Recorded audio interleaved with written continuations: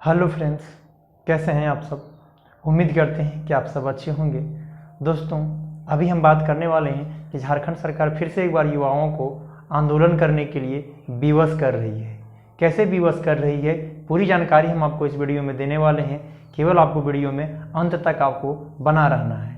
इसकी क्या है जानकारी दोस्तों, राज्य में या देश में जिसके लिए नियम या कानून बनता है, जिसके लिए नियम कानून बनता है, अगर उसी को समझ में नहीं आवे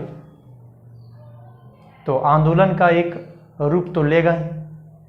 झारखंड सरकार जो नियोजन नीति वर्तमान में लाई है, झारखंड सरकार के द्वारा जो नियोजन नीति लाई गई है वह किसके लिए लाई गई है? झारखंड की जनता के लिए लाई गई है, विद्यार्थियों के लिए लाई गई है।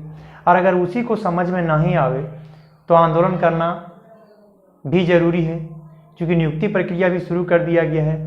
ऐसे में स्पष्ट रूप से वहाँ पर लिख दिया गया है कि भारत का नागरिक होना चाहिए। अब हम ये भी कैसे मानेंगे 60-40 है नियोजन नीति, 90-10 है, ये कैसे मानेंगे? तो कोई भी मंत्री इसमें स्पष्ट रूप से नहीं बता रही है कि नियोजन नीति आखिर किस प्रकार का है। अगर इसकी बात की जाए तो इरफान अंसारी कुछ दिन पहले एक दो दिन पहले हमने देखा था इंटरव्यू में, वो कहते हुए नजर आ रहे थे। वो ये कह रहे थे कि रिजल्ट आने के बाद पता चलेगा कि कैसे नियोजन नीति लाई गई है, झारखंडियों का रिजल्ट हुआ या फिर बाहरियों का रिजल्ट हुआ। आप बताइए, रिजल्ट आने के बाद बताएंगे। और एक और मंत्री का नाम ये है बन्ना गुप्ता। हमको नहीं लगता है कि वो भी कभी किताब का उल्टाए होंगे पन्ना, इसलिए उलूल जुलूल कुछ भी बोल देते हैं, है ना। तो झारखंड के तमाम विद्यार्थियों को फिर से एक बार सरकार के द्वारा ये आंदोलन के लिए अग्रसर कर रही है, न्योता दे रही है ना, कि फिर से आंदोलन किया जाए। इसका एक ही उद्देश्य है। नियुक्ति प्रक्रिया तो शुरू की है, लेकिन अभी तक नियोजन नीति किसी को समझ में नहीं आया है। ना कुछ मंत्री बता पाते हैं, ना सीएम खुद बता पाते हैं। किसी को कोई पता नहीं कि आखिर किस प्रकार से बना हुआ है ये नियोजन नीति। ऐसे में विद्यार्थी तो आंदोलन करेंगे ही करेंगे। आंदोलन करने के बाद देखिए, ये आंदोलन करने का जो है उकसाने का काम सत्ता पक्ष के पार्टी ही करते हैं।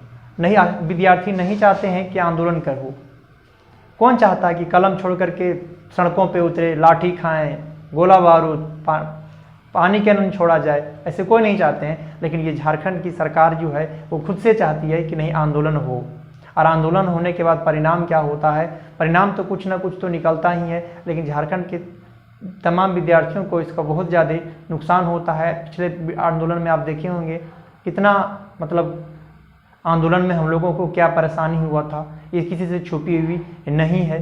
लाठी डंडा गोला बारूद, लेकिन फिर भी हम लोग आंदोलन से नहीं हारे और फिर से भी हम लोग आंदोलन करेंगे। अगर ये सरकार, ये उम्मीद थी कि 27 मार्च को ये क्लियर हो जाएंगे कि आखिर नियोजन नीति कैसी बनी है, लेकिन ये सरकार कुछ भी क्लियर नहीं करती है।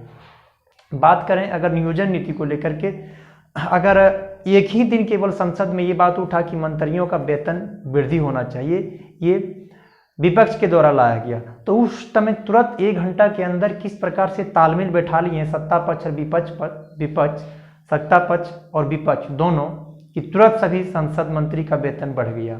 लेकिन जब बात आती है छात्रों के हित की बात करने का, तो कोई भी मंत्री बात करने से, मतलब कोई भी मंत्री बात को नहीं रखते हैं। यहाँ तक कि विपक्ष भी इस अच्छी तरीके से विद्यार्थियों के मुद्दा को नहीं उठाते हैं संसद में। ऐसे में ये आंदोलन करना ही एकमात्र विकल्प बच जाता है छात्रों के पास। जैसे हम लोगों के पास आंदोलन करना ही एक विकल्प बच जाता है और बाकी सारे विकल्प बंद हो जाते हैं। सत्ता पक्ष हो या विपक्ष हो, दोनों का मकसद एक ही है। तो चाहे देखिए, आंदोलन अगर देखा जाए यहाँ पर नियुक्ति प्रक्रिया को लेकर के, तो केवल राज्य सरकार नहीं है, केंद्र सरकार भी फेल है। आप जो उम्मीद रखे हुए कि नहीं मोदी सरकार के द्वारा वैकेंसी लाई जाएगी, नहीं, वो सबके द्वारा सभी तो चीज़ें तो प्राइवेटाइजेशन कर दी जा रही है ना। ऐसे में नियुक्ति की प्रक्रिया एकदम उधर भी ठप है। अगर झारखंड सरकार में जो नियुक्ति बची हुई है, अगर सरकार ऐसे 60% और 40% की में बांट करके नियुक्ति कर देती है, तो फिर से उम्मीद नहीं है झारखंड के विद्यार्थियों को कि फिर से कोई वैकेंसी आएगा। तो ऐसे में हम लोगों को एक मात्र विकल्प बच जाता है, आंदोलन करना। जैसे भी हो 60-40 हम लोगों को नहीं चलने देना है। 60-40 में झारखंड के तमाम विद्यार्थियों को बहुत ज़्यादा नुकसान हो जाएगा और हम लोगों को 60-40 का पुरजोर विरोध करना है।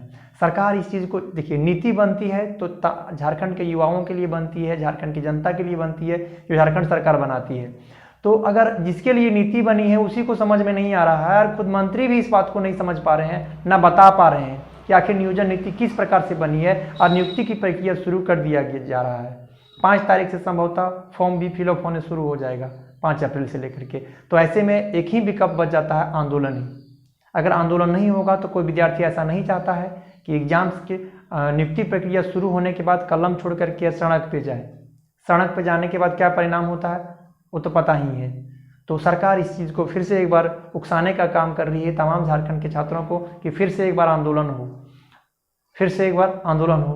दोस्तों, ये सरकार तो अब तानाशाही की सरकार है, नहीं, बिल्कुल नहीं मान रही है। जब से सरकार सत्ता में आई है और अब बोली थी उस टाइम कि प्रत्येक साल जो है 5 लाख वैकेंसी दिया जाएगा, लेकिन अभी तक अगर 3 साल देखें 15 से 20 लाख हो गया रहता, वो भी देने में फेल है। यहाँ तक कि एक वैकेंसी तक नहीं निकाल पाई है। इसमें किसका गलती है? स्टूडेंट का? नहीं, स्टूडेंट तो आंदोलन करेंगे ही। आप बोल करके कुछ आए थे और यहाँ कर कुछ और रहे हैं। ऐसे में आंदोलन करना ही एकमात्र विकल्प बच जाता है छात्रों के पास। छात्र जो है बाहर में रह करके 3 साल 4 साल एकदम अच्छी तरीके से तैयारी करते हैं, यहाँ पता चला कि एग्जाम्स का ये कंडीशन है। अच्छा दोस्तों, अगर आप आंदोलन नहीं करते हैं, अगर बाहरियों को केवल भरने मिल जाएगा तो ये उम्मीदें छोड़ दीजिएगा, एग्जाम केवल आपसे लिया जाएगा और बाकी किसका होगा रिजल्ट और नहीं होगा। जैसे इरफान अंसारी जी कुछ दिन पहले हमने एक इंटरव्यू में सुने थे कि किसका रिजल्ट होगा नहीं होगा ये रिजल्ट आने के बाद पता चलेगा। तो आप भी उम्मीद छोड़ दीजिए कि एग्जाम आपसे केवल भराया जाएगा, फॉर्म आप भरिएगा, लेकिन किसका रिजल्ट आएगा ये पूरा क्लियर रहता है सरकार के द्वारा। इसका जीता जागता एग्जाम्पल्स आप देख सकते हैं जेपीएससी का, है ना। जब बहुत ज़्यादा आंदोलन किया गया तो बोला कि नहीं, जो सीरियली बाय सीरियली रिजल्ट जो रोल नंबर मिल गया था, तो बहुत ज़्यादा आंदोलन करने के बाद सरकार के द्वारा ये स्टेटमेंट जारी किया जाता है कि नहीं, सबका कॉपी नहीं पहुंचा था। तो ऐसे आप उम्मीद कर सकते हैं कि हमारा कॉपी एग्जाम लिखने के बाद ये सबके पास जाएगा या नहीं जाएगा।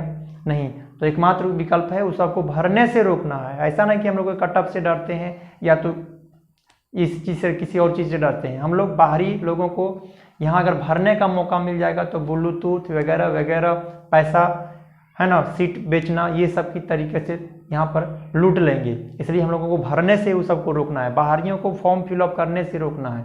अभी जो आप लगा के रखे हैं कि भारत का नागरिक होना चाहिए, उसको हम लोगों को हटाना है। वहाँ को कॉलम बनवाना है कि नहीं, आप झारखंड के नागरिक हैं या फिर नहीं हैं। उसके लिए चाहे जो भी आंदोलन करना पड़ जाए, उस फिर से आंदोलन करेंगे, फिर लाठी डंडा पड़ेगा और क्या होगा, लेकिन आंदोलन फिर से करेंगे। तब तक अंतिम समय तक लड़ते रहेंगे, अंतिम समय तक लड़ाई करेंगे। और ये सरकार को 60 और 40 को नहीं रहने देना है। तमाम हमारे जितने भी दोस्त इस वीडियो को देख रहे हैं, आपकी क्या राय है, आप मुझे कमेंट बॉक्स में ज़रूर बताएंगे। क्या आंदोलन होना चाहिए या फिर नहीं होना चाहिए, नहीं तो क्या विकल्प आपके पास है, आप कमेंट बॉक्स में मुझे ज़रूर बताइएगा। Okay, thank you. हालांकि सरकार फिर से विवश कर रही है आंदोलन करने के लिए। Okay, thank you.